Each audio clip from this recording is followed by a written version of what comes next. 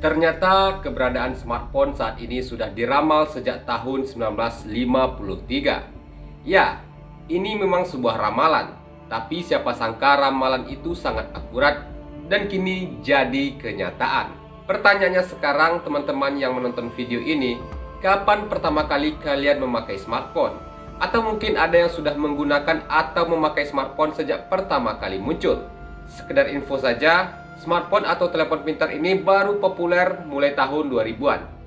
Kemunculan smartphone tak terbendung lagi mulai sekitar tahun 2010-an.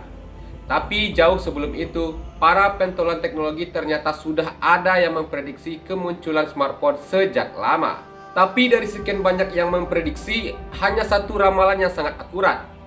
Smartphone pertama barangkali adalah merek IBM Simon yang diluncurkan pada tahun 1994. Nah, menurut klip surat kabar lama Tacoma News Tribune, 41 tahun atau pada tahun 1953, sebelum IBM menciptakan smartphone pertama, seorang eksekutif perusahaan telepon meramalkan apa yang mungkin dapat dilakukan oleh telepon modern.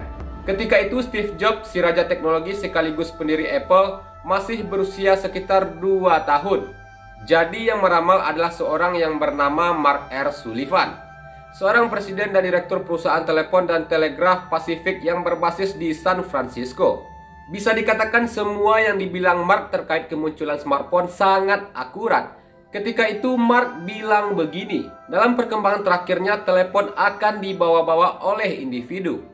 Mungkin seperti jam tangan yang kita punya saat ini. Benda ini mungkin tak memerlukan tombol panggilan atau yang setara. Dan saya pikir pengguna akan dapat melihat satu sama lain jika mereka mau saat mereka berbicara. Siapa tahu, tapi mungkin benda itu juga bisa benar-benar menerjemahkan dari satu bahasa ke bahasa yang lain.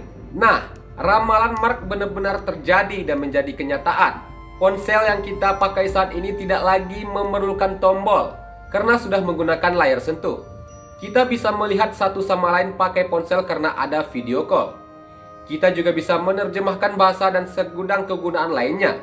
Dan tentu saja dapat dimasukkan ke dalam saku serta dibawa kemana-mana. Mark R. Sullivan sendiri lahir tahun 1896.